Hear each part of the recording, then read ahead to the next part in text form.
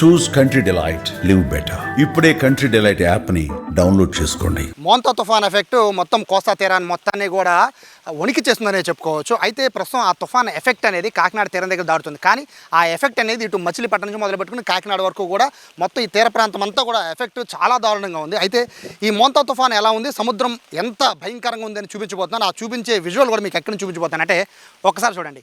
సముద్రం ఒడ్డున, ప్రతి సముద్ర తీరం ఒడ్డున ఒకటి ఉంటుంది, అది లైట్ హౌస్. ఇవన్నీ కూడా కోస్టల్ గార్డ్స్కి సిగ్నల్ ఇవ్వడం కోసం వాడుతూ ఉంటారు లైట్ హౌస్. అయితే అత్యంత టాప్ యాంగిల్ అంటే ఇక్కడి నుంచి సముద్రాన్ని, ఆ సముద్ర ఉన్న అంటే ఏదైతే భయంకరంగా ఉంటుందో ఆ దృశ్యాలు, తుఫాన్ సమయంలో దృశ్యాలను చూపించాలంటే లైట్ హౌసే కరెక్ట్. ప్రస్తుతం వెళ్ళి రిక్వెస్ట్ చేసి ప్రస్తుతం మేము లైట్ హౌస్ ఎక్కుతున్నాము. లైట్ హౌస్ ఎక్కిన తర్వాత ఆ లైట్ హౌస్ పైనుంచి మీకు సముద్రాన్ని చూపిస్తాను. ఎంత భయంకరంగా ఉందో, మంగనపూడి బీచ్ దగ్గర సముద్రం అల్లకల్లోలంగా ఉంది, అది నేను మీకు చూపిస్తాను, రండి.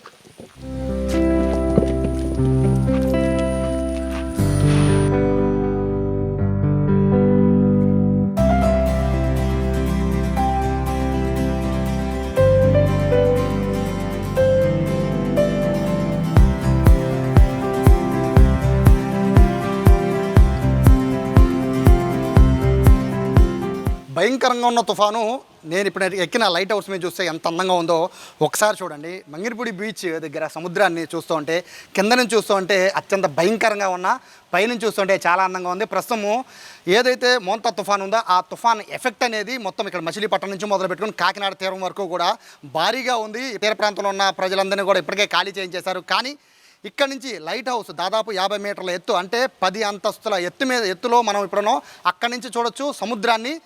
మచిలీపట్నానికి లైట్ హౌస్ అనేది ఎంత పేరు తెచ్చింది అంటే ఇక్కడ నుంచి కోస్టల్ గార్డ్ సంబంధించిన అందరూ కూడా సిగ్నల్ ఇవ్వడానికి మచిలీపట్నం చాలా మెయిన్గా ఒకప్పుడు ఉండేది. సో ఇప్పుడు ఆ లైట్ హౌస్ పైనుంచి మనం తుఫాన్కి సంబంధించి ఆ తుఫాన్ రాకని మనం చూస్తున్నాం. ప్రస్తుతానికైతే మనం చూస్తున్న ఏదైతే మంగినపూడి బీచ్ ఉందో మచిలీపట్నం, అంటే ఇక్కడి నుంచి దాదాపుగా 600 నుంచి, అంటే 550 నుంచి 600 కిలోమీటర్ల దూరంలో తుఫాన్ అయితే కేంద్రీకృతమై ఉంది. అక్కడి నుంచి తుఫాన్ రావాలి అంటే రేపు రాత్రికి, అంటే 28వ తారీఖు రాత్రి 10 గంటల సమయంలో తుఫాన్ అనేది తీరం దాటుతుంది. సాధారణంగా తుఫాన్ తీరం దాటే సమయంలో మీకు విజువల్ చూపిద్దాం అనుకున్నాం, కానీ ఇక్కడ ఎట్లా ఉంటుందంటే ఈ రేపు రాత్రి అయ్యేసరికి చీకటిగా ఉంటుంది కాబట్టి చూపించడం. కానీ ఇప్పటికే తుఫాను హోరు నేపథ్యంలో పూర్తిగా భారీ వర్షాలు అనేవి కృష్ణా జిల్లాను ముంచెత్తేస్తున్నాయి. కృష్ణా జిల్లానే కాదు, కోస్టల్ ఏరియా మొత్తాన్ని కూడా పూర్తిగా తుఫాను ముంచెత్తేస్తుంది. వర్షాలు భారీగా పడుతూ ఉన్నాయి. రేపు రాత్రికి తీరం దాటే సమయంలో ప్రస్తుతం నేను ఇక్కడ ఇలా నిలబడ్డాను, కానీ రేపు తీరం దాటేటప్పుడు లైట్ హౌస్ ఎక్కితే ఉంటుంది, కనీసం ఇక్కడ నిలబడ్డానికి కూడా ఉండదు, పూర్తిగా వెనక్కి పడిపోతాం. అంత భారీ ఎత్తున గాలి వేస్తాయి. 100 నుంచి 110 కిలోమీటర్ల వేగంతో గాలి వేస్తాయి. ప్రస్తుతానికి ఇక్కడ 50 కిలోమీటర్ల వేగంతో గాలి అయితే వీస్తున్న నేపథ్యంలో ప్రస్తుతము స్థానికులు ఉన్నారు. కోన నాగార్జున, నమస్తే. ఇక్కడ పుట్టి ఇక్కడ పెరిగారు. మచిలీపట్నానికి తుఫాన్లు ఎంత ఫేమస్, లైట్ హౌస్ కూడా అంతే. ఎందుకంటే తుఫాన్లు రాకని ఇక్కడ నుంచి చాలా రాడార్ అనేది కేవలం మనకి ఇక్కడున్న ఏదైతే ఈ లైట్ హౌస్ అనేది కేవలం కోస్ట్ గార్డులకి మాత్రమే కాదు, తుఫానుకి ఇక్కడ నుంచి చూడడానికి కూడా చాలా అందంగా కనబడుతూ ఉంటుంది. అధికారులు కూడా చాలామంది పైకి ఎక్కే చూస్తూ ఉంటారు కదా. దీని ప్రత్యేకత ఏంటి, ఎప్పుడు ఇది కట్టారు? అంటే 1858లో స్థాపించారని చెప్పని మేము విన్నామండి. తర్వాత 1903 నాటికి మొత్తం నిర్మించబడిందని చెప్పని అన్నారు. పూర్తిగా అయితే కనుక 1928 నాటికి 50 అడుగుల ఎత్తులో నిర్మించామని చెప్పని అన్నారు. ముఖ్యంగా ఇక్కడ లైట్ హౌస్ చూసుకుంటే ప్రత్యేకత ఏంటంటే సముద్రంలో జాలర్లు కానీ, లేదంటే కనుక అంతకుముందు షిప్పులు నౌకలు ఉండేవి. ఆ షిప్పులు నౌకలు అంటే వాళ్ళకి అంతకుముందు జీపీఎస్ సిస్టమ్ లేదు